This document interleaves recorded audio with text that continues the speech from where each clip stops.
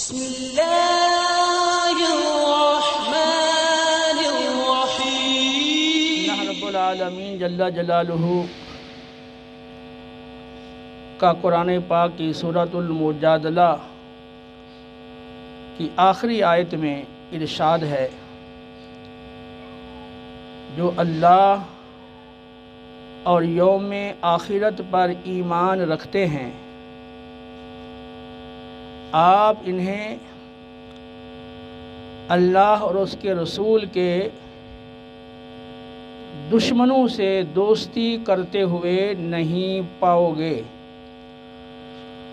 اگرچہ وہ ان کے باپ ہوں یا ان کے بیٹے ہوں یا ان کے بھائی ہوں یا ان کے دیگر قریبی رشتہ دار ہوں۔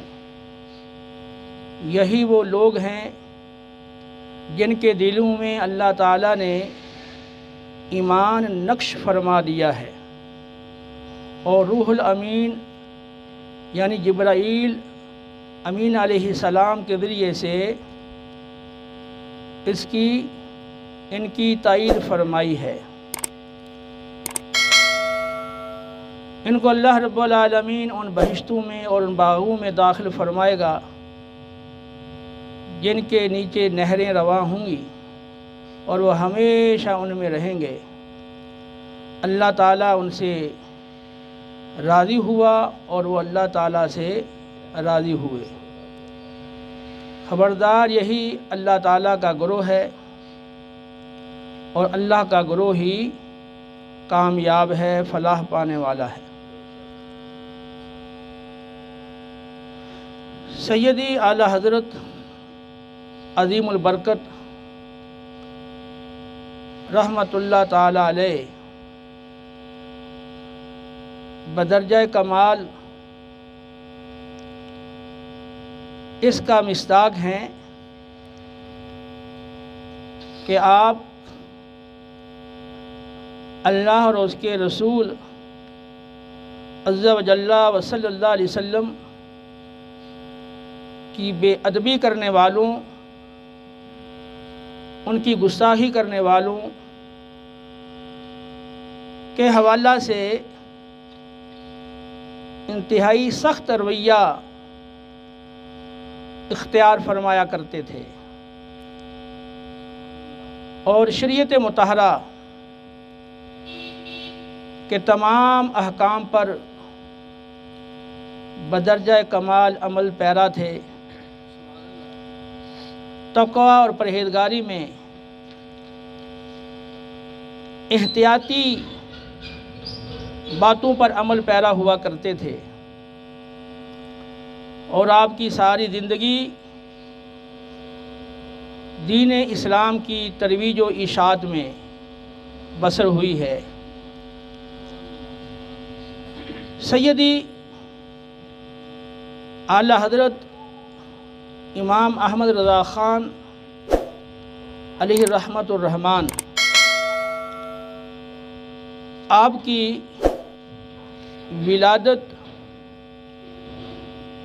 یو پی انڈیا کے شہر بریلی میں 10 شوال المکرم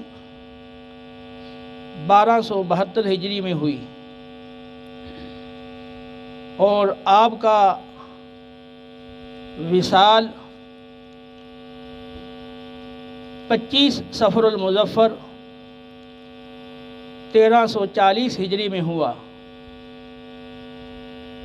یوں آپ نے 67 برس سے کچھ زائد ماہ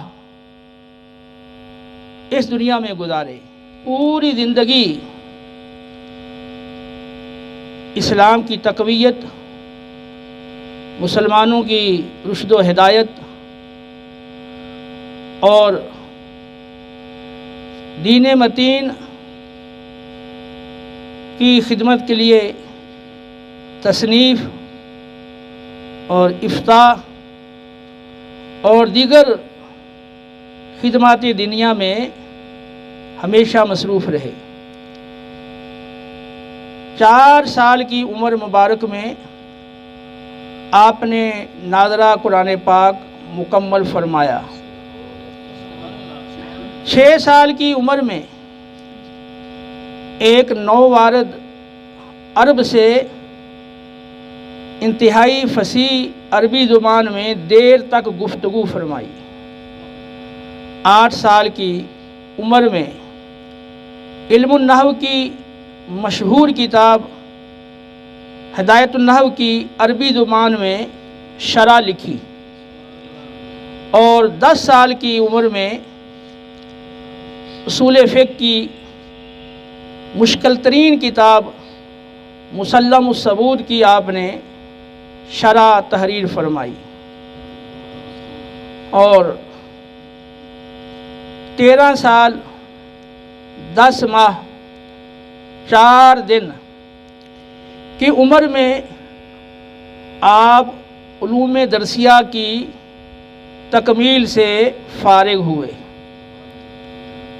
اور اسی روز آپ بالغ ہوئے، یعنی آپ پر نماز فرض ہوئی، اور اسی روز مسئلہ ردات پر آپ سے ایک استفتاء کیا گیا، جس کا جواب لکھ کر آپ نے اپنے والد ماجد قدس سرہ العزیز کو دکھایا، تو آپ کے والد ماجد رئیس المتکلمین مولانا نقی علی خان علیہ رحمۃ الرحمن نے اسے صحیح پا کر آئندہ کے لیے مسند افتاء آپ کے سپرد فرما دی، اور 1295 ہجری میں آپ نے اپنے والدین کی ہمراہی میں پہلا سفر حج کیا۔ آپ جب 1295 ہجری میں اپنے والدین کے ساتھ حج پر گئے تو حرم مکہ میں مقام ابراہیم کے پاس آپ طواف کے نوافل ادا فرما رہے تھے۔ جمال اللیل حسین بن صالح امام و خطیب شافعیہ وہ آپ کے پاس تشریف لائے اور آپ کا ہاتھ پکڑا، اور بڑے ہی لطف اور شفقت کے ساتھ آپ کو اپنے گھر لے گئے جو کوہ صفا کے قریب تھا، اور آپ سے تقاضا کیا کہ جب تک آپ مکہ میں رہیں میرے پاس برابر آتے رہیں۔ الجواہر المدیہ کے نام سے عربی اشعار پر مشتمل حج کے مسائل پر انہوں نے ایک رسالہ تصنیف فرمایا تھا۔ اعلیٰ حضرت رحمۃ اللہ تعالیٰ علیہ سے کہنے لگے کہ ایک تو یہ رسالہ عربی زبان میں ہے، اور دوسرا فقہ شافعی پر مشتمل ہے، جبکہ اکثر ہندی لوگ عربی نہیں جانتے اور پھر مسلک حنفی رکھتے ہیں۔ اس لیے میں چاہتا ہوں کہ میرے اس منظوم رسالے کا آپ اردو ترجمہ کر دیں، اس کے مسائل کی توضیح کر دیں، تاکہ ہندیوں کے لیے بھی میرا رسالہ مفید اور کارآمد ہو۔ آپ رحمۃ اللہ تعالی علیہ نے پہلے دن 2 اشعار کی تشریح میں 3 بڑے اوراق سے کچھ زائد مسائل لکھ کر پیش کیے، تو انہوں نے کہا کہ اتنی تطویل میں نہیں چاہتا، کیونکہ عوام اس سے اتنا زیادہ فائدہ نہیں اٹھاتی۔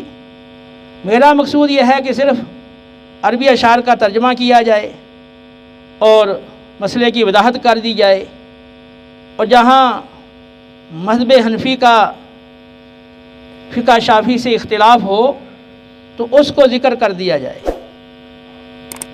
تو سیدی اعلیٰ حضرت رحمۃ اللہ تعالی علیہ نے ان کی حسب خواہش یہ رسالہ تصنیف فرمایا، النیرۃ ودیہ شرح الجوہرۃ المدیہ اس کا نام رکھا۔ پھر آپ نے اس کے اوپر ایک حاشیہ بھی الترۃ الردیہ کے نام سے تحریر فرمایا۔ اس سفر سے واپسی پر بحری جہاز طوفان کی زد میں آ گیا تھا اور 3 دن مسلسل طوفان کا سلسلہ جاری رہا۔ آپ کی والدہ ماجدہ بار بار آپ کے چہرے کی طرف اضطرابی کیفیت کے ساتھ دیکھتی تھیں۔ آپ نے اپنی والدہ کی اس بے چینی کو دیکھ کر عرض کیا کہ اے امی جان، آپ اطمینان رکھیں، میں اللہ کی قسم کھا کر کہتا ہوں کہ یہ جہاز نہیں ڈوبے گا۔ سیدی اعلیٰ حضرت رحمۃ اللہ تعالیٰ علیہ فرماتے ہیں کہ میں نے یہ قسم دراصل رسول اللہ صلی اللہ علیہ وسلم کے ارشاد صادق پر کھائی تھی کہ جو شخص سواری پر سوار ہونے سے پہلے دعا پڑھ لے تو وہ سواری حادثے کا شکار نہیں ہوتی اور کشتی نہیں ڈوبتی۔ تو میں نے یہ دعا پڑھی تھی، اس لیے مجھے اس پر یقین تھا۔ اور پھر وہ حدیث بھی یاد آئی جس میں اللہ تعالیٰ پر قسم کھانے سے ڈرایا گیا ہے۔ تو پھر آپ صلی اللہ علیہ وسلم کی بارگاہ میں آپ نے عرض کیا اور آپ صلی اللہ علیہ وسلم کی طرف توجہ کی۔ اللہ رب العالمین کا کرم ہوا کہ تھوڑی ہی دیر میں وہ طوفان ختم ہو گیا۔ پھر آپ نے دوسرا سفر حج 1323 ہجری میں کیا، جس میں آپ کے خاندان کے کئی افراد ہمراہ تھے، اور یہ سفر اچانک عمل میں آیا۔ اس دوسرے سفر میں مکہ کے مقتدر علماء کرام نے آپ کے سامنے کئی مسائل پیش کیے۔ اس میں سب سے پہلے بڑا مسئلہ علم غیب کا آپ کے سامنے پیش کیا گیا، اور کچھ سوالات اس حوالے سے آپ کے سامنے پیش کیے گئے۔ آپ نے اس پر ایک ضخیم رسالہ تصنیف فرمایا جس کا نام ہے الدولۃ المکیہ بمادۃ الغیبیہ۔ قرآنی آیات، احادیث مبارکہ اور اقوال ائمہ دین سے اس رسالے کو مزین کیا، اور اس رسالے کی علماء حرمین میں بڑی مقبولیت ہوئی، اور شریف مکہ کے سامنے یہ رسالہ پڑھ کر سنایا گیا، اور اس رسالے پر علماء مکہ نے اپنی اپنی تحریر فرمائیں۔ پھر آپ کی بارگاہ میں نوٹوں کی بیع سے متعلق مسئلہ پیش کیا گیا۔ اس سے قبل مکہ کے سب سے بڑے مفتی حنفیہ جمال بن عبداللہ بن عمر مکی علیہ رحمہ سے اسی بارے میں استفتاء ہوا تھا، تو انہوں نے یہ کہہ کر کہ علماء کی گردنوں میں علم امانت ہے، مجھے اس کا کہیں کوئی جزیہ نہیں ملا، کہہ کر معذرت کر لی، اور آپ کے مکہ میں آنے تک ابھی حرمین شریفین کے کسی بھی عالم نے اس مسئلے کا حل پیش نہیں کیا تھا۔ جب آپ سے اس بارے میں سوال کیا گیا تو آپ نے اس موضوع پر ایک رسالہ تحریر فرمایا، کفل الفقیہ الفاہم فی احکام کرطاس الدراہم، اور اس میں آپ نے فتح القدیر سے ایک جزیہ نقل کیا۔ اس رسالے کی تصنیف کی بھی بڑی مقبولیت ہوئی، اور سب سے بڑے مکہ کے مفتی اس پر بڑے حیران تھے کہ یہ جزیہ جو فتح القدیر میں اس شخص نے ہمارے سامنے پیش کیا ہے، تو جمال بن عبداللہ بن عمر مکی سے یہ جزیہ پوشیدہ کہاں رہ گیا؟ اور پھر جب تک آپ مکہ پاک میں رہے، ہر روز علماء مکہ کے ساتھ آپ کی مجالس ہوتی اور آپ کی بارگاہ میں سوال کیے جاتے، آپ ان کے جوابات دیتے۔ علماء مکہ کی یہ بڑی شدید خواہش تھی کہ آپ کچھ ماہ ان کے پاس قیام کریں اور وہ باقاعدہ طور پر آپ سے پڑھنے کی سعادت حاصل کریں۔ خاص طور پہ حرم مکہ کی لائبریری کے محافظ سید اسماعیل خلیل کی یہ بہت بڑی تمنا تھی، لیکن اعلی حضرت رحمۃ اللہ تعالیٰ علیہ اپنی مصروفیات کی وجہ سے ان کی اس دعوت کو قبول نہ فرمایا۔ 1295 ہجری میں پہلا سفر حج اور 1323 ہجری میں دوسرا سفر حج آپ نے اختیار کیا، اور پوری زندگی آپ کی افتاء میں گزری ہے۔ سیدی اعلی حضرت رحمۃ اللہ تعالیٰ علیہ نے اپنے والد کریم کے حکم پر 14.25 سال کی عمر میں مسند افتاء کو رونق بخشی، اور پھر مسلسل آخر زندگی تک آپ فتاوی تحریر فرماتے رہے۔ آپ فرماتے ہیں کہ والد کریم نے جب سے مجھے مسند افتاء سپرد فرمائی، میں مسلسل 7 سال تک اپنے فتاوی لکھ کر اپنے والد کریم کو اصلاح کے لیے پیش کرتا اور پھر آنے والے سائل کو دے دیتا۔ 7 سال کے بعد والد ماجد نے فرمایا کہ اب فتاوی لکھ کر مجھے دکھائے بغیر ہی سائلین کو بھیج دیا کرو۔ فرماتے ہیں مگر اس کے باوجود مجھے اس پر جرأت نہ ہوئی۔ جب تک والد ماجد حیات رہے تو میں ہمیشہ فتویٰ لکھ کر آپ کو دکھا کر سائلین کو دیا کرتا۔ ذی القعدہ 1297 ہجری میں جب والد ماجد کا وصال ہو گیا تو آپ فرماتے ہیں کہ والد ماجد کے وصال تک جو 12 سال میرے افتاء میں گزرے، ان فتاوی کو جمع کرنے کا خیال ہی نہیں آیا۔ بعد میں پھر فتاوی کو باقاعدہ لکھا گیا اور جمع کیا گیا۔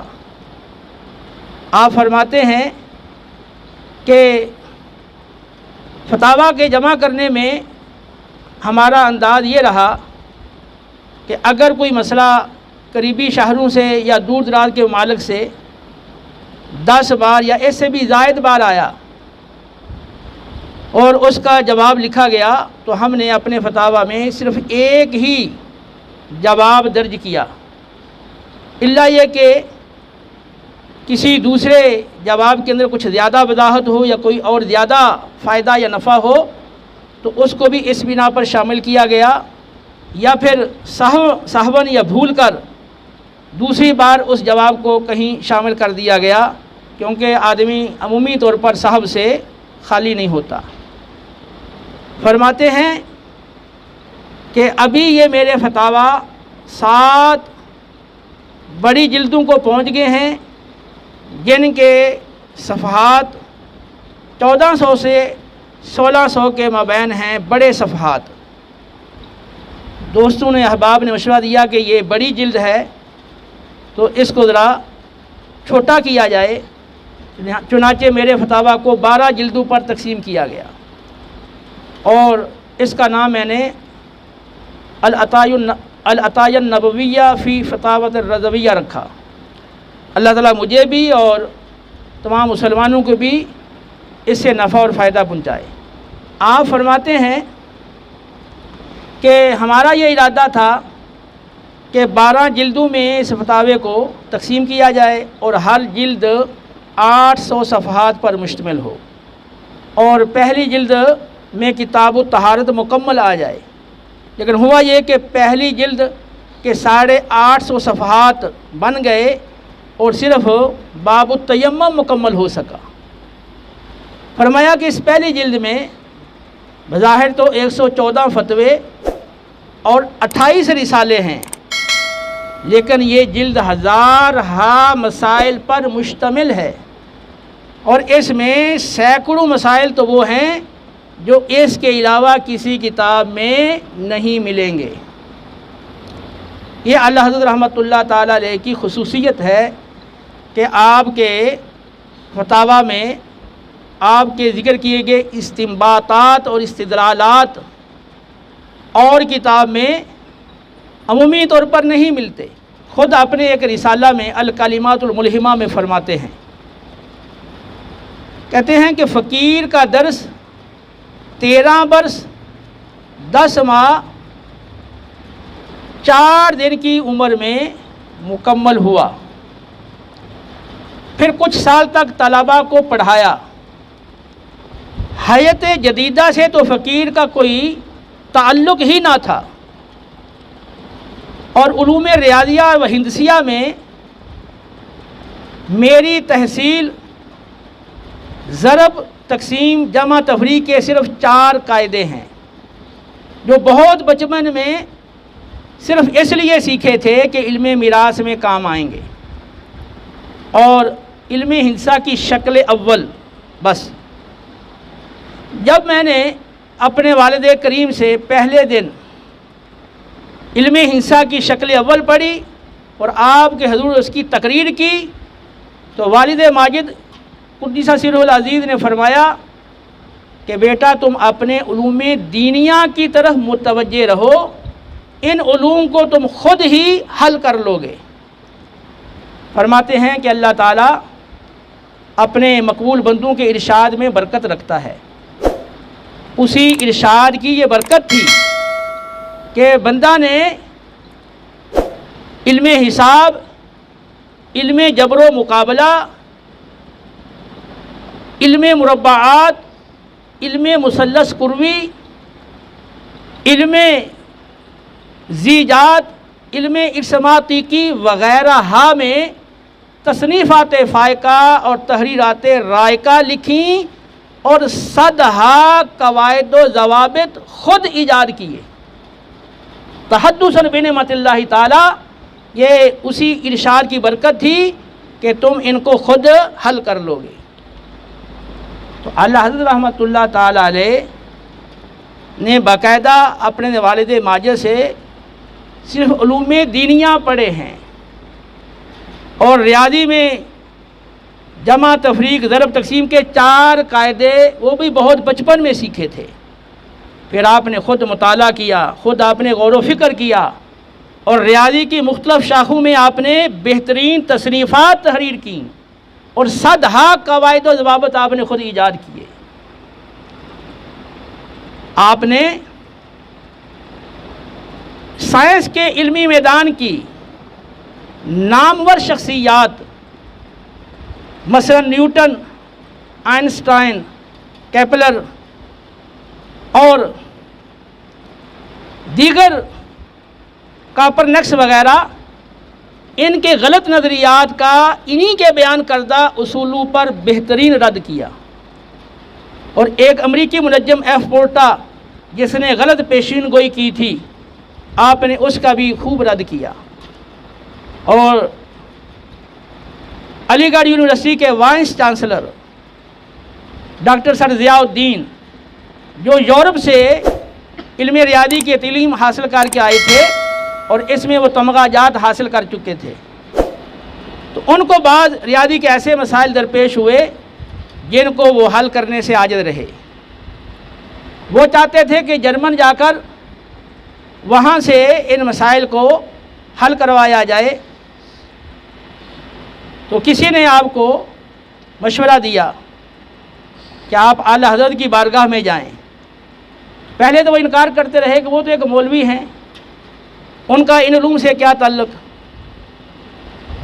لیکن سید اشرف صاحب کے اصرار پر جب ڈاکٹر سر ضیاء الدین آپ کے پاس آئے اور آپ سے آ کر ریاضی کے ان مسائل کے بارے میں گفتگو کی تو فوراً آپ نے ان کے پیش کردہ مسائل کا بہترین حل پیش کیا، جس سے وہ بڑے مطمئن ہوئے اور بڑے حیرت میں پڑ گئے کہ میں جرمن سے اور یورپ سے علم ریاضی کی تکمیل کر کے آیا ہوں، اس میں تمغاجات حاصل کیے ہیں، لیکن یہ ایک مدرسے کے مولوی صاحب ہیں اور اتنے پیچیدہ مسئلہ کو انہوں نے اتنے قلیل وقت کے اندر بہترین انداز سے حل فرما دیا۔ اعلیٰ حضرت رحمۃ اللہ تعالیٰ علیہ علوم دینیہ، علوم عقلیہ، علوم سائنسیہ میں برابر ید طولہ رکھتے تھے، اور ان علوم کے اندر آپ کے بعد بھی اور آپ سے پہلے بھی قریب کوئی ہم پلہ نظر نہیں آتا ہے۔ علم کے اندر کمال رکھتے تھے اور علم کے سمندر تھے، وہیں پر علم کے اعتبار سے اور تقوی کے اعتبار سے، حسن خلق کے اعتبار سے اور خودداری کے اعتبار سے بھی آپ بلند مقام رکھتے تھے۔ سیدی اعلیٰ حضرت رحمۃ اللہ تعالیٰ علیہ آپ پوری عمر نماز ہمیشہ پابندی سے با جماعت ادا فرماتے رہے۔ آپ بیمار بھی ہوتے تب بھی خدام آپ کو کرسی پر اٹھا کر مسجد میں لاتے اور آپ با جماعت نماز پڑھا کرتے تھے، اور فرض نماز کے لیے باقاعدہ اہتمام کرتے تھے۔ صرف کرتے اور پاجامے میں اور ٹوپی میں فرض نماز نہیں پڑھتے تھے، بلکہ باقاعدہ اس کے لیے آپ انگرکھا یعنی ایک آپ جبہ زیب تن فرمایا کرتے اور ایک دستار مبارک باندھا کرتے تھے۔ بغیر دستار کے اور جبے کے آپ فرض نماز نہیں پڑھتے تھے، یعنی باقاعدہ نماز کا اہتمام کرتے تھے۔ اور مولوی حسین محمد حسین چشتی نظامی وہ کہتے ہیں کہ اعلیٰ حضرت رحمۃ اللہ تعالی علیہ نہایت ہی اطمینان و سکون سے نماز پڑھا کرتے تھے۔ آپ کہتے ہیں کہ عام لوگ جتنی دیر میں 6 بلکہ 8 رکعتیں پڑھتے ہیں، میں اتنی دیر میں 4 رکعتیں پڑھتا ہوں، اور میں جتنی دیر میں 4 رکعتیں پڑھتا ہوں اعلیٰ حضرت رحمۃ اللہ علیہ اتنی دیر میں 2 رکعتیں پڑھا کرتے تھے۔ اس قدر نہایت تسلی سے اور اطمینان سے آپ نماز ادا فرمایا کرتے تھے۔ آپ مسجد کا بڑا احترام فرمایا کرتے تھے۔ ایک بار آپ مسجد میں معتکف تھے، سردی کا موسم تھا اور بڑی تند و تیز بارش برس رہی تھی، اور آپ کو نماز عشاء کے لیے وضو کی حاجت تھی، لیکن مسلسل تیز بارش ہو رہی تھی اور سردی کا موسم تھا۔ باہر کوئی ایسی جگہ نظر نہیں آ رہی تھی جہاں آپ بیٹھ کر وضو فرما سکیں۔ مجبوراً مسجد کے اندر بیٹھ کر آپ نے اس طرح وضو کیا کہ اوپر اوڑھنے والا لحاف یعنی رضائی کو آپ نے 4 تہیں کر کے اس کے اوپر وضو کیا، تاکہ مسجد کے فرش پر پانی کا ایک قطرہ بھی نہ گرے۔ اور آپ نے خود سردی کی سخت رات میں ٹھٹر کر رات گزار دی، لیکن مسجد کے ادب میں آپ نے اپنی لحاف اور رضائی کے اوپر آپ نے وضو کیا اور کوئی قطرہ مسجد کے فرش پہ نہیں گرنے دیا۔ اس دور کے اندر مساجد میں لالٹین جلائی جاتی تھی، اور لالٹین میں مٹی کا تیل ڈالا جاتا تھا، کیونکہ مٹی کا تیل بدبودار ہوتا ہے، اس لیے آپ مسجد میں لالٹین جلانے سے منع کرتے تھے۔ اسپیشل ایک چراغ جلایا جاتا تھا جس میں کڑوا تیل ڈالا جاتا تھا۔ تو ایک بار سردی کا موسم تھا، تیز ہوا چل رہی تھی، تو ہوا کے تیز جھونکے بار بار چراغ کو بجھا دیتے۔ تو خادم نے چاہا کہ اس کا کوئی حل تلاش کیا جائے۔ چنانچہ ایک انہوں نے لالٹین تیار کروائی اور اس میں انڈی کا تیل ڈالا اور وہ لا کر مسجد میں رکھ دی۔ اللہ رحمۃ اللہ تعالیٰ علیہ نے فرمایا کہ آپ کو معلوم نہیں کہ مسجد میں مٹی کا تیل جلانا منع ہے، تم نے لا کر یہاں لالٹین رکھ دی ہے؟ کہنے لگے حضور اس میں میں نے مٹی کا تیل نہیں ڈالا، رنڈی کا تیل اس میں ڈالا ہے۔ تو آپ نے فرمایا کہ عام لوگ تو اس میں مٹی کا تیل ہی ڈالتے ہیں، تو کوئی شخص یہاں سے گزرے گا تو وہ یہی کہے گا بھی یہ احمد رضا خان یہ دوسروں کو تو فتویٰ دیتے ہیں کہ مٹی کا تیل بدبودار ہے، مسجد میں نہیں جلانا چاہیے، اور خود مسجد میں جلا رکھا ہے۔ یا تو ایسا کرو پھر تم یہاں بیٹھ جاؤ، جو بھی یہاں سے گزرے پھر اس کو بتاؤ کہ اس میں یہ فلاں تیل ہے، یہ مٹی کا تیل نہیں ہے، یا پھر اس کو یہاں سے اٹھا لو، کیونکہ حدیث پاک میں ہے کہ تہمت کی جگہوں سے بچو۔ سیدی اعلی حضرت رحمۃ اللہ تعالی علیہ ایک بار 26 رمضان مبارک کو مسجد میں معتکف ہوئے۔ مولوی محمد صاحب میرٹھی بیان کرتے ہیں، کہتے ہیں کہ میں ماہ رمضان مبارک کی 20 تاریخ سے بریلی شریف کی مسجد میں معتکف ہوا۔ اعلی حضرت روزانہ مسجد میں آتے اور کہتے کہ میرا بھی جی چاہتا ہے کہ میں اعتکاف کروں لیکن فرصت نہیں ملتی۔ 26 رمضان مبارک کو بالآخر آپ معتکف ہو گئے۔ آپ سحری کے اندر ایک پیالی فرنی اور ایک پیالی چٹنی استعمال فرمایا کرتے تھے، اور افطاری میں صرف آپ پان استعمال کرتے تھے۔ یہ بڑی پختہ عادت تھی، بعد میں آپ نے اس کو ترک کر دیا تھا۔ تو فرماتے ہیں کہ گھر کا ایک ملازم بچہ وہ آپ کے پاس یہ افطاری کا سامان یعنی وہ پان لے کر آیا کرتا تھا۔ تو ایک روز تاخیر ہو گئی، تقریباً 2 گھنٹے مغرب کے بعد وہ بچہ پان لے کر آیا، تو آپ کو سخت ناگواری ہوئی۔ تو آپ نے اس بچے کے سر پر ایک چپت مار کر کہا کہ اتنی دیر سے کیوں آئے ہو؟ پھر یہ رات گزری، جب سحری کا وقت ہوا تو آپ سحری سے فارغ ہوئے تو مسجد کے دروازے پر آئے۔ مولوی محمد صاحب کہتے ہیں کہ میں اور رحیم اللہ جو آپ کے گھر کے ملازم تھے وہ وہاں کھڑے تھے۔ آپ نے فرمایا کہ تم دونوں میرے کام میں مخل نہ بنو۔ وہ مولوی محمد صاحب کہتے ہیں کہ ہم گھبرائے، ہم نے کہا کہ حضور ہم تو خادم ہیں، ہم آپ کے کام میں مخل کیسے ہو سکتے ہیں؟ آپ نے اس وقت گھر کے اس ملازم بچے کو بلوایا جو افطاری میں پان لے کر آیا تھا اور جس کے سر پر آپ نے ایک چپت مار کے کہا تھا کہ اتنی دیر سے کیوں آئے ہو۔ اس کو بلوایا اور فرمایا کہ اے صاحبزادے، اے بیٹے، آپ کا کوئی قصور نہیں تھا، قصور تو ان کا تھا جنہوں نے آپ کو دیر سے بھیجا، لہذا مجھ سے غلطی ہوئی، میں نے آپ کو چپت مار دی۔ تو آپ نے اپنے سر سے ٹوپی اتار کر کہا کہ لو تم بھی اس کے بدلے میں میرے سر پہ چپت مارو۔ تو وہ بچہ کانپنے لگ گیا۔ مولوی محمد صاحب کہتے ہیں کہ ہم بھی گھبرا گئے۔ آپ اسے اصرار کرتے رہے، بچے نے کہا کہ نہیں میں نے معاف کیا، میں نے معاف کیا۔ اعلیٰ حضرت رحمۃ اللہ تعالیٰ علیہ فرمانے لگے کہ تم ابھی نابالغ ہو اور تم معاف نہیں کر سکتے ہو۔ پھر آپ نے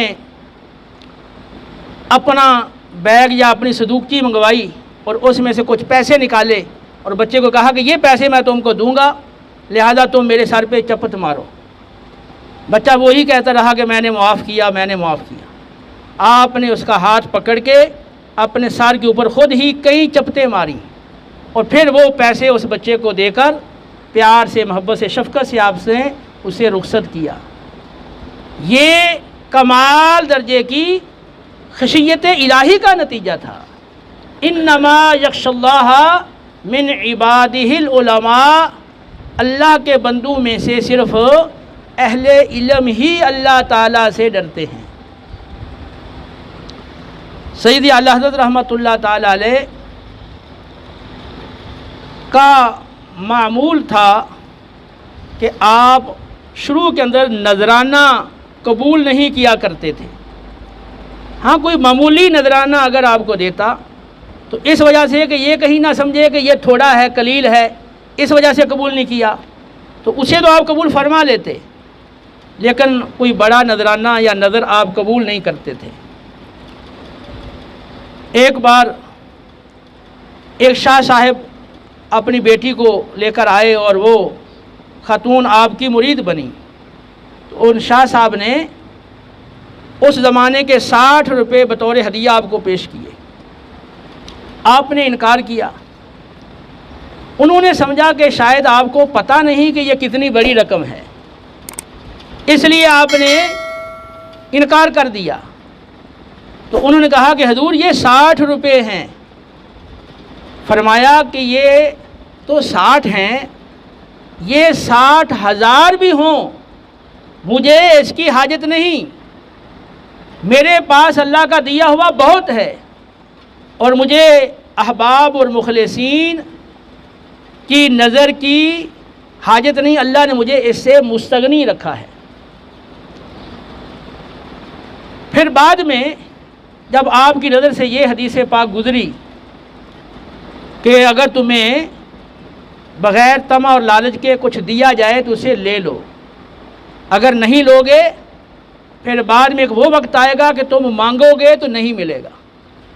تو اس کے بعد پھر آپ نظر قبول فرما لیا کرتے تھے. ایک بار آپ زائرین اور ملنے کے لیے آنے والے حضرات کو رخصت فرما رہے تھے اور سردی کا موسم تھا، تو آپ نے خادم کو دیکھا کہ اس کے اوپر کوئی گرم کپڑا نہیں ہے. تو آپ نے فرمایا کہ تمہارے پاس اوڑھنے کے لیے رضائی نہیں ہے. آپ نے اپنی رضائی اس خادم کو عطا کر دی. 2-3 دن میں آپ کے لیے نئی رضائی تیار کروائی گئی. پھر ایک دن ایک مسافر آیا اور اس نے کہا کہ میرے پاس اوڑھنے کے لیے کچھ نہیں، تو آپ نے وہ نئی رضائی اس کو عطا کر دی. آپ کے پاس جو حضرات رہتے تھے ان میں سید ایوب علی خان بھی ہیں. آپ کہتے ہیں کہ ایک بار میرے والد ماجد بیمار ہو گئے، تو اعلیٰ حضرت رحمۃ اللہ تعالیٰ علیہ نے مجھے 10 روپے دیے. تو جب آپ نے میری حالت دیکھی کہ میں اس کو پسند نہیں کرتا، تو آپ نے فرمایا کہ یہ میں نے تجھے نہیں دیے ہیں، جو تمہارے والد ماجد ہیں اپنے دوست کی بیماری کے علاج کے لیے دیے ہیں. جب آپ کے پوتے جیلانی میاں وہ پیدا ہوئے، یعنی آپ کے جو بڑے صاحبزادے ہیں حمد علی، تو ان کے ہاں بچہ پیدا ہوا جن کا نام ابراہیم رکھا گیا، اور جیلانی میاں عرف عام ان کو کہا کرتے تھے. تو یہ کئی بچیوں کے بعد یہ لڑکا پیدا ہوا، تو سب کو بڑی خوشی تھی. اعلیٰ حضرت رحمۃ اللہ تعالی علیہ نے اس خوشی میں دعوت کا اہتمام کیا. تو جو مدرسے کے طلباء تھے ان کے لیے الگ سے خاص دعوت کا اہتمام کیا گیا. جو بہاری طلباء تھے ان سے الگ پوچھا کہ تم کیا پسند کرتے ہو. جو بنگالی طلباء تھے ان سے الگ پوچھا تم کیا پسند کرتے ہو. بنگالی طلباء نے کہا کہ ہم تو مچھلی اور بھات پسند کرتے ہیں، لہذا روہو کی مچھلی بڑی وافر مقدار میں منگوائی گئی اور بنگالی طلباء کی دعوت کی گئی. پھر بہاری طلباء سے پوچھا گیا تو انہوں نے کہا کہ ہم بریانی، فیرنی، زردہ اور کباب اور میٹھا ٹکڑا پسند کرتے ہیں. ان کے لیے پرتکلف ایسی ہی دعوت کا اہتمام کیا گیا. پھر پنجابی اور ولایتی طلباء سے پوچھا گیا، انہوں نے کہا کہ دمبے کا چرب گوشت ہو اور تنور کی پکی ہوئی گرم گرم روٹیاں ہوں. تو ان کے لیے وافر مقدار میں اس جیسی دعوت کا اہتمام کیا گیا. اور بہت سارے افراد کے لیے جوڑے تیار کیے گئے.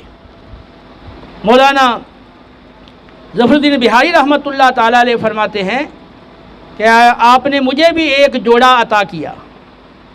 تو وہ جوڑا امامہ، کرتا پجامہ، جوتا جبے پر مشتمل تھا اور جبہ بڑا قیمتی تھا۔ تو یوں اللہ حضرت رحمۃ اللہ تعالیٰ علیہ اپنے احباب پر، طلباء پر سخاوت فرمایا کرتے تھے۔ ایک بار عرب کے ایک شخص نے آپ کو خط لکھا، اس نے کہا کہ میری 2 بیٹیوں کی شادی ہے، آپ میری امداد فرمائیں۔ تو اللہ حضرت رحمۃ اللہ تعالیٰ علیہ نے یہ سوچا کہ اس صاحب کو 2 بیٹیوں کی شادی کرنے کے لیے 1000 روپے جو اس زمانے کے تھے کفایت کر جائیں گے۔ تو آپ نے شجرہ زر کا عمل کیا اور آپ نے 40 دن وہ وظیفہ پڑھا۔ جب 40واں دن تھا تو ایک شخص آیا، وہ ایک تھیلا آپ کے بیٹے کو دے کر چلا گیا۔ جب آپ 40ویں دن عمل سے فارغ ہوئے تو آپ کے بیٹے نے وہ تھیلا آپ کے سامنے پیش کیا اور عرض کیا کہ ایک شخص آئے تھے ملنے کے لیے، تو میں نے عرض کیا کہ وہ ابھی وظیفے میں مشغول ہیں، آپ کچھ وقت کے بعد آئیں، تو وہ یہ تھیلا دے کر چلے گئے ہیں۔ اعلیٰ حضرت رحمۃ اللہ نے جو تھیلا کھولا تو اس میں 1000 روپے سے زائد تھے۔ آپ فرماتے ہیں کہ میں نے سوچا کہ میں نے تو 1000 روپے کا ارادہ کیا تھا اور اس کے لیے یہ عمل کیا، لیکن یہ 1000 سے زائد کیوں ہیں؟ پھر سمجھ میں آیا کہ یہ عرب میں 1000 روپے پہنچانے پر جو مصارف ہیں، جو خرچہ جات ہیں، یہ اس کی مد کی رقم ہے۔ فرماتے ہیں کہ پھر میں نے اس کو توکل کے خلاف سمجھ کر اس شجرہ زر کے عمل کو ترک کر دیا۔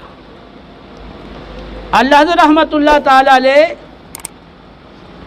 کے پیر خانہ کے سید مہدی حسن، انہوں نے آپ کو ایک بار خط لکھا تھا، تو آپ نے جواب میں کافی تاخیر فرما دی اور آپ نے اس میں لکھا کہ میں معذرت خواہ ہوں، میرے پاس ٹکٹ کے پیسے نہیں تھے، اس لیے یہ جواب دینے میں تاخیر ہو گئی۔ تو مہدی حسن میاں نے آپ کو 200 روپے تقریباً بھیجے اور انہوں نے سمجھا کہ شاید آپ کو اس وقت روپے کی حاجت ہے، اس لیے 200 روپے منی آرڈر کے ذریعے آپ کو بھیج دیے۔ آپ نے کچھ ایام کے بعد وہ 200 روپے بذریعہ منی آرڈر ان کو واپس بھیج دیے اور ساتھ یہ لکھا کہ حضور میرے پاس جو کچھ ہے وہ بھی آپ ہی کا ہے، مجھے آپ کے اس پیسے کی حاجت نہیں۔ اصل وجہ یہ تھی کہ گاؤں سے ہماری جائیداد کی اور زمین کی رقم آتی ہے، جتنی مجھے ضرورت ہوتی ہے میں اتنی اپنے پاس رکھ لیتا ہوں، باقی گھر والوں کو بھیج دیا کرتا ہوں۔ اب اتفاق ایسا ہوا کہ وہ رقم میرے پاس جو میری ضرورت کی تھی وہ ختم ہو گئی اور ابھی گاؤں سے رقم آنے میں دیر تھی، اور میری عادت ہے میں اپنی ضرورت کے لیے کسی کو نہیں کہتا، اپنی ضرورت کے لیے کسی سے کچھ نہیں لیتا، تو گاؤں سے رقم آنے میں دیر ہوگی، اس وجہ سے میں نے آپ کو لکھا تھا کہ میرے پاس ٹکٹ کے پیسے نہیں تھے اور اس وجہ سے جواب دینے میں تاخیر ہوگی، ورنہ میرے پاس اللہ کا دیا ہوا بہت کچھ ہے، تو مجھے اس رقم کی حاجت نہیں۔ تو اللہ رحمۃ اللہ تعالیٰ علیہ اس حوالے سے بھی خوددار تھے کہ آپ لوگوں کے نذرانوں کے یا نظروں کے محتاج نہیں تھے، آپ خود اپنے پاس سے محتاجین پر، حاجت مندوں پر، طلباء پر اور آنے والے زائرین پر خرچ فرمایا کرتے تھے۔ اللہ حضرت رحمۃ اللہ تعالیٰ علیہ غریبوں کا اور ندار اور مفلس لوگوں کا بڑا خیال کرتے تھے اور ان کی دلداری فرمایا کرتے تھے۔ ایک بار آپ تشریف فرما تھے، ایک کم سن صاحبزادے بڑے بے تکلفانہ انداز میں آپ کے پاس حاضر ہوئے اور کہنے لگے کہ میری بھوا نے یعنی میری والدہ نے کل آپ کی دعوت کی ہے اور صبح آپ کو اپنے گھر بلایا ہے۔ آپ نے فرمایا کہ کیا کھلاؤ گے؟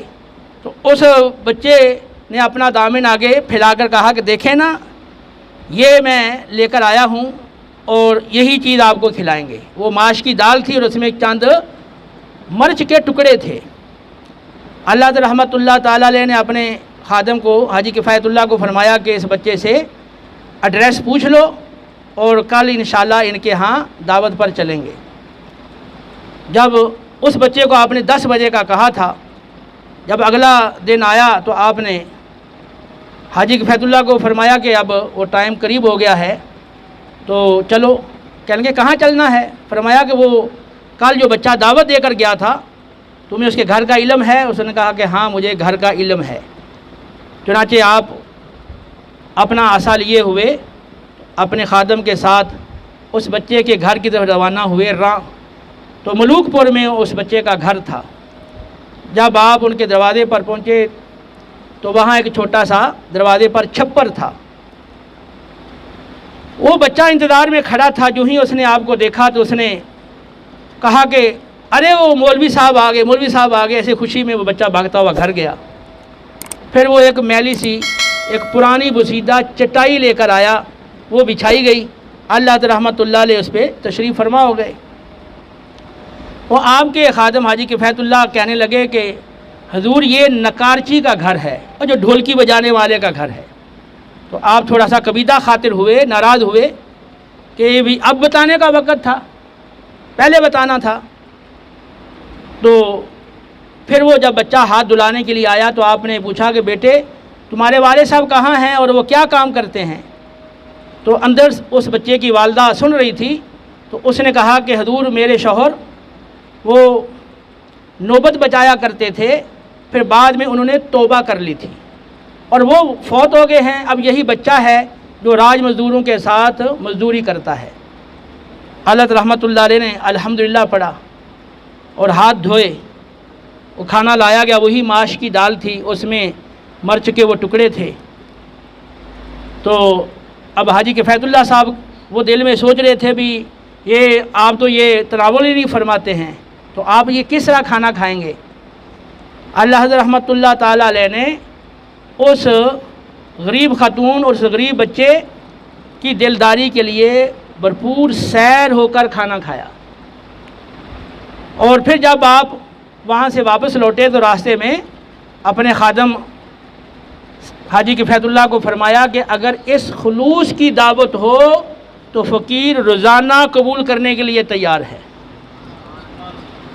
اسی طرح ایک اور آپ کی دعوت ہوئی تو مولانا ظفر الدین بہاری رحمۃ اللہ تعالی علیہ جو آپ کے ایک خاص شاگرد ہیں اور جو علم توقیت میں پورے ہندوستان میں اپنا ثانی نہیں رکھتے تھے، تو وہ فرماتے ہیں کہ میں بھی آپ کے ساتھ تھا، آپ نے مجھے بھی دعوت پر چلنے کے لیے کہا۔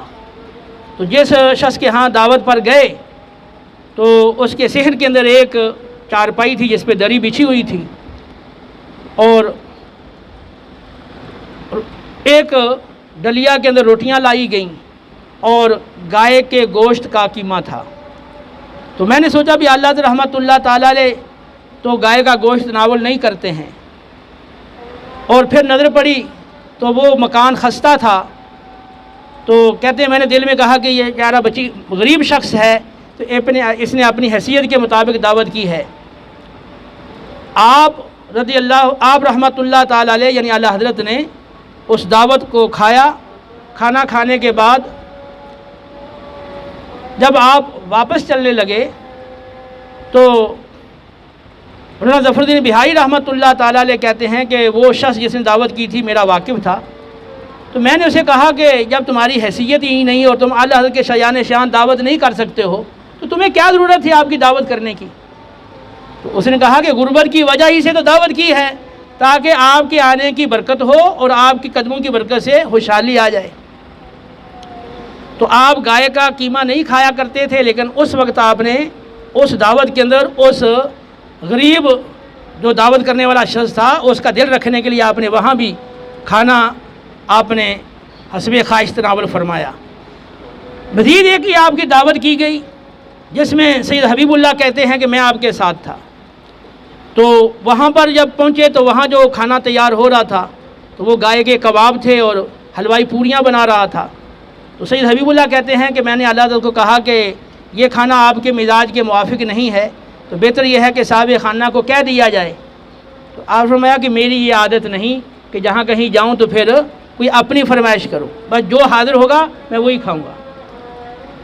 چنانچہ وہ کھانا جب پیش کیا گیا تو وہ گائے کے کباب پیش کیے گئے، آپ نے وہ کھانا تناول کر لیا، وہ آپ کے مزاج کے موافق نہیں تھا، کھانے کی وجہ سے آپ کا منہ مبارک اور آپ کا حلق اس میں ورم آ گیا اور منہ اور حلق بالکل بند ہو گیا، اور تھوڑے سے دودھ کے سوا نیچے کوئی چیز اترتی نہیں تھی، اور آپ قرآن پاک کی تلاوت بھی نہیں فرما سکتے تھے۔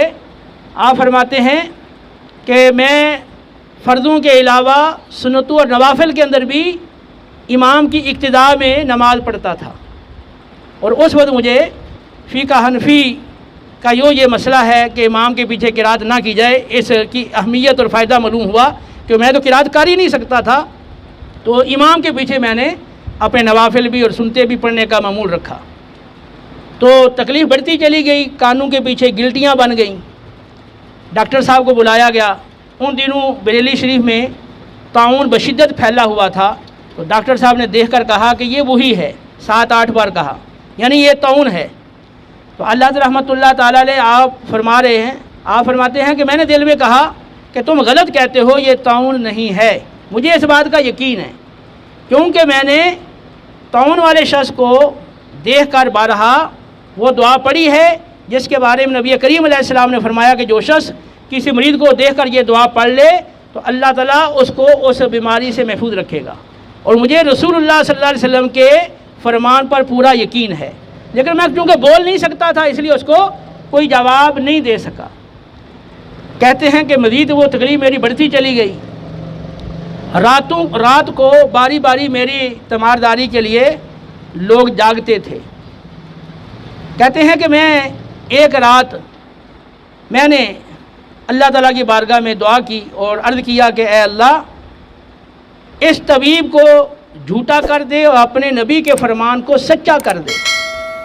کہتے ہیں کہ میرے دائیں کان میں یوں محسوس ہوا کہ جس نے منہ رکھ کر یہ کہا کہ مسواک اور سیاہ مرچ۔ کہتے ہیں کہ اس وقت رات کا وقت تھا، رات کا تقریباً 2 بجے کا وقت تھا یا آس پاس، تو جو شخص میری تیمارداری کے لیے جاگ رہا تھا میں نے اس کو اشارے سے بلایا اور اس کو یہ 2 چیزیں لانے کا کہا۔ مسواک تو وہ سمجھ گیا، لیکن وہ کالی مرچ گول گول دانے وہ آسانی سے وہ سمجھ نہ سکا، بہرحال بڑی مشکل سے اس کو سمجھ میں آئی، اور وہ پیسی ہوئی مرچ لے کر آیا، مسواک لے کر آیا۔ میں نے مسواک کو منہ میں بمشکل داخل کیا اور تکلیف بہت زیادہ تھی، مشکل سے تھوڑا سا منہ کھول کے وہ سیاہ مرچ کا سفوف میں نے اندر چھوڑ دیا، اور پھر دانتوں نے اس کو دبا لیا، پھر وہ آہستہ آہستہ سفوف میرا داڑھوں تک پہنچ گیا۔ کچھ دیر کے بعد مجھے خون کی الٹی آئی اور کوئی تکلیف محسوس نہیں ہوئی۔ پھر تھوڑی دیر کے بعد ایک خون کی الٹی آئی، کوئی تکلیف محسوس نہ ہوئی۔ کان کے پیچھے جو 2 گلٹیاں تھیں وہ بالکل ختم ہو گئیں اور میری تکلیف جاتی رہی، اور 1-2 دن کے بعد بخار بھی ختم ہو گیا۔ میں نے اس طبیب کو کہلا بھیجا کہ وہ تمہارا طاعون اور بخار جاتا رہا۔ تو اللہ رحمۃ اللہ تعالیٰ علیہ وہ اس قدر غریب لوگوں کی دلداری کرتے تھے کہ اگر آپ کو کسی نے غریب نے دعوت دی ہے تو آپ اس کی دعوت کو ضرور قبول فرماتے تھے، پھر اس دعوت میں جو کچھ پیش کیا جاتا آپ وہاں کوئی اپنی خواہش کا اظہار نہیں فرماتے تھے، آپ جو کچھ وہ پیش کرتا وہ اس کو بصد خوشی قبول فرما لیا کرتے، اگرچہ بعد میں آپ کو اس کی وجہ سے تکلیف اٹھانی پڑتی ہو۔ یہ اللہ رحمۃ اللہ تعالیٰ علیہ کا غریبوں کے ساتھ یہ سلوک رویہ تھا۔ ایک دفعہ آپ ایک شخص کے ہاں تشریف لے گئے، وہ شخص بھی آپ کے ہاں آیا جایا کرتے تھے، آپ اس کے ہاں چلے گئے، تو وہ کوئی بڑا آدمی تھا، تو آپ بیٹھے ہوئے تھے، تو اس گھر کے کونے میں ایک ٹوٹی ہوئی چارپائی پڑی تھی، وہاں آ کر اس محلے کا ایک غریب مسلمان بیچارہ آ کر بیٹھ گیا۔ یہیں وہ جھکا اور بیٹھا تو اس بڑے آدمی نے مغرورانہ انداز میں بڑے سخت تیوروں کے ساتھ اس کو گھور کر دیکھا، کڑوے تیوروں کے ساتھ اس کو دیکھا۔ وہ بیچارہ شرم کے مارے سر جھکائے ہوئے ندامت سے اٹھ کر چلا گیا۔ اللہ فرماتے ہیں مجھے اس کا یہ مغرورانہ انداز بہت ناپسند آیا، مجھے اسے بڑی تکلیف پہنچی، لیکن میں نے زبان سے کچھ نہ کہا۔ فرماتے ہیں کہ پھر وہ شخص میرے پاس ایک دفعہ آیا تو میں نے اپنی جگہ پر اس کو بٹھایا۔ اتنے میں وہ کریم بخش جو حجام تھا آپ کا خط بنانے کے لیے آیا، اور وہ بیچارہ کھڑا تھا کہ میں کہاں بیٹھوں، تو اللہ حضرت فرماتے ہیں، اللہ حضرت نے اس کو اشارہ کیا کہ یہاں اس کے ساتھ بیٹھ جاؤ، کیونکہ مسلمان آپس میں بھائی بھائی ہیں۔ تو اب وہ حجام کریم بس جب وہ اس بڑے شخص کے ساتھ بیٹھا برابر میں، تو اس کو تو بہت غصہ آ گیا اور وہ غصے کی وجہ سے اٹھ کر چلا گیا، پھر وہ آپ کے پاس دوبارہ نہیں آیا۔ اللہ رحمۃ اللہ تعالیٰ علیہ نے کچھ عرصے کے بعد فرمایا کہ اب وہ فلاں شخص نہیں آتا، فرمایا کہ میں ایسے متکبر شخص سے ملنا ہی نہیں چاہتا۔ تو آپ اس تکبر کو پسند نہیں کرتے تھے کہ کوئی شخص غریب مسلمان کو حقیر سمجھے اور اس کو اپنے پاس یا اپنے قریب بیٹھنے نہ دے، آپ اس کو سخت ناپسند کرتے تھے۔ تو سیدی اعلیٰ حضرت رحمۃ اللہ تعالیٰ علیہ کی سیرت کے اور بھی بہت سارے پہلو ہیں۔ آپ نے اس گفتگو کے اندر اللہ حضرت رحمۃ اللہ تعالیٰ علیہ کے علمی حوالہ سے تو آپ نے بڑے اختصار سے اور آپ کے عملی حوالہ سے کچھ قدر تفصیل سے آپ نے باتیں سنی ہیں۔ سیدی اعلیٰ حضرت رحمۃ اللہ تعالیٰ علیہ آپ یہاں فقہ کے اندر انتہائی اونچا مقام رکھتے ہیں، وہیں آپ دیگر علوم کے اندر بھی اپنا بلند مقام رکھتے ہیں، اور بہت سارے علوم کے اندر آپ کی تصانیف بطور یادگار موجود ہیں۔ اللہ تعالیٰ علیہ کی سیرت کے اور بھی بہت سارے پہلو ہیں۔ آپ نے اس گفتگو کے اندر اللہ حضرت رحمۃ اللہ تعالیٰ علیہ کے علمی حوالہ سے تو آپ نے بڑے اختصار سے اور آپ کے عملی حوالہ سے کچھ قدر تفصیل سے آپ نے باتیں سنی ہیں۔ سیدی اعلیٰ حضرت رحمۃ اللہ تعالیٰ علیہ آپ یہاں فقہ کے اندر انتہائی اونچا مقام رکھتے ہیں، وہیں آپ دیگر علوم کے اندر بھی اپنا بلند مقام رکھتے ہیں، اور بہت سارے علوم کے اندر آپ کی تصانیف بطور یادگار موجود ہیں۔ آپ کا فتاوی رضویہ جو اس وقت 33 جلدوں میں چھپا ہوا ہے، اس سے آپ آگاہ ہیں، تو اس میں آپ اگر ملاحظہ کریں تو جگہ جگہ آپ نے اپنے استدلالات اور اپنے استنباطات سے جدید ان مسائل کا حل پیش کیا جن کا حل پہلے کتب کے اندر موجود نہیں تھا۔ پھر آپ نے جد الممتار علامہ شامی کے حاشیہ رد المختار کے اوپر آپ نے ایک حاشیہ لکھا، اور اس میں آپ نے شامی کے کئی مسائل پر آپ نے نقد فرمایا اور مسائل کی آپ نے تحقیق فرمائی، اور ترجمۃ القرآن کنز الایمان شریف کے نام سے آپ نے تحریر فرمایا۔ ہدایت بخشش جو آپ کا نعتیہ دیوان ہے، تو آپ کی یہ لکھی ہوئی نعتیں پورے برِ صغیر میں جگہ جگہ پڑھی جاتی ہیں۔ آپ کا لکھا ہوا سلام آپ ہر جمعے کے بعد خود پڑھتے ہو اور پڑھتے ہوئے لوگوں کو آپ سنتے ہو۔ تو سیدی اعلیٰ حضرت رحمۃ اللہ تعالیٰ علیہ یہ اپنے زمانے کی عبقری شخصیت ہیں، اور اللہ رب العالمین نے آپ پر خاص فضل و کرم کیا ہے کہ آپ ہر میدان کے اندر آپ بے مثال ہیں۔ اگر لکھنے کے اعتبار سے دیکھیں تو آپ کا خط انتہائی خوبصورت تھا، اور آپ جتنی تیز روانی میں چاہتے آپ لکھ سکتے تھے۔ دوسرے جتنے بھی علوم ہیں، ہر علم کو آپ لے لیں تو ہر علم میں آپ کو کوئی نہ کوئی آپ کی تصریح مل جائے گی، اور آپ جب اس علم میں آپ کی تصریف کو دیکھو گے تو تم محسوس کرے گے کہ شاید یہ آپ کی زندگی صرف اسی علم میں گزری ہے، اس وجہ سے آپ کو اس علم میں اتنی زیادہ مہارت ہے۔ تو سیدی اعلیٰ حضرت رحمۃ اللہ تعالیٰ علیہ آپ برِ صغیر کی وہ بلند پایہ علمی شخصیت ہے کہ آپ کی علمیت کا اور مجددیت کا اعتراف صرف اہل عجم نے نہیں کیا بلکہ اہل عرب نے بھی کیا ہے، یہاں تک کہ جو آپ کے مخالفین ہیں وہ بھی آپ کی علمیت کا اور علمی جلالت کا اعتراف کرتے ہیں، اور بڑی بڑی علمی شخصیات نے آپ کو خراج تحسین پیش کیا ہے، اور آپ کے علمی فضائل کے حوالہ سے انہوں نے اپنی آراء پیش کی ہیں۔ تو سیدی اعلیٰ حضرت رحمۃ اللہ تعالیٰ علیہ کی سیرت ہمیں یہ سبق دیتی ہے کہ جس طرح آپ نے پوری زندگی بھرپور محنت کے ساتھ اور پوری توجہ کے ساتھ، پورے انہماک کے ساتھ آپ نے علم دین حاصل کیا، اور پھر علم دین کو پھیلایا، اور آخر دم تک آپ دین کی ترویج میں، اشاعت میں، لوگوں کی رشد و ہدایت میں آپ ہماتاً مصروف عمل رہے۔ تو ہم بھی آپ کے اس طرز عمل کو اختیار کریں۔ جتنے بھی طلبا مدارس میں پڑھنے والے ہیں، اداروں میں پڑھنے والے ہیں، تو وہ آپ کی سیرت کو سامنے رکھتے ہوئے بھرپور انداز میں محنت کریں، اپنے وقت کو ضائع نہ ہونے دیں، اپنا کوئی وقت بھی کسی بیکار کام میں نہ گزاریں، بھرپور اپنے علم کی طرف متوجہ رہیں، بھرپور انداز سے محنت کریں، اور پھر اس کے ساتھ ساتھ اس پر عمل کریں، خشیت الہی ہو، اخلاق حسنہ ہوں، نماز کی باجماعت پابندی کا اہتمام ہو، اور اسی طرح علوم دینیہ کی ترویج، اشاعت، لوگوں کی اصلاح اور رشد و ہدایت کا خوب جذبہ ہو، اور پوری زندگی اسی میں گزرے۔ ہر شخص کو چاہیے کہ ان اچھے اخلاق کو اور ان اچھی باتوں کو، اچھے رویوں کو اختیار کرے۔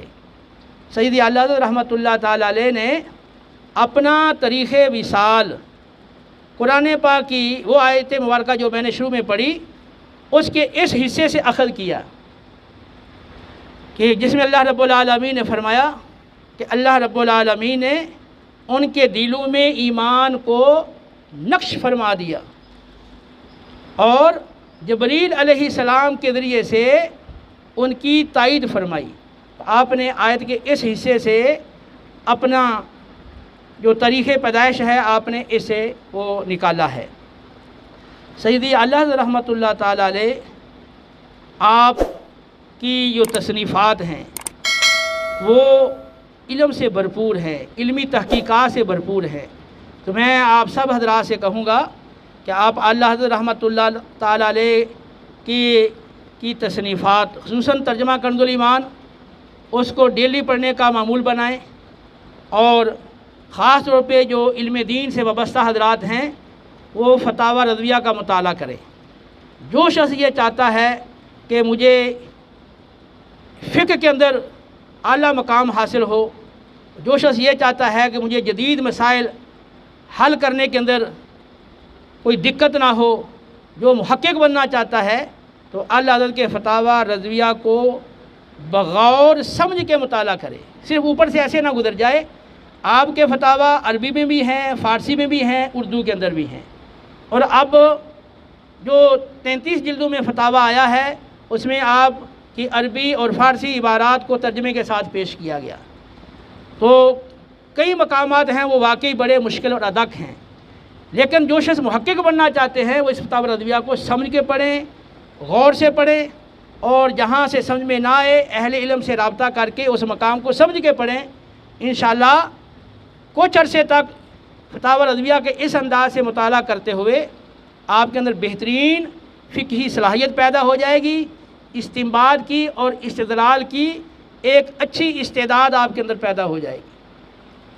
اللہ رب العالمین ہمیں سیدی اعلیٰ حضرت رحمۃ اللہ تعالیٰ علیہ سے محبت و عقیدت رکھنے اور آپ کے مسلک پر قائم و دائم رہنے کی توفیق عطا فرمائے۔ آپ نے 1340 ہجری 25 صفر مظفر کو جمعۃ المبارک کے روز جب اذان کی آواز آ رہی تھی اس وقت آپ نے وصال فرمایا تھا، اور باقی تو آپ کی کرامات وہ بہت ساری ہیں جو جن کا وقتاً فوقتاً آپ سے صدور ہوتا رہا، اور آپ کے جو علمی کمالات ہیں وہ بہت سارے ہیں۔ تو اس نشست میں نے کوشش کی کہ آپ کے جو آپ کی عملی سیرت ہے وہ آپ کے سامنے رکھوں، تاکہ آپ کے عمل کو دیکھ کر آپ کے اندر بھی عمل کی رغبت، تقوی کی رغبت پیدا ہو۔ اللہ رب العالمین ہمیں عمل کی توفیق دے۔ وما علینا الا البلاغ المبین۔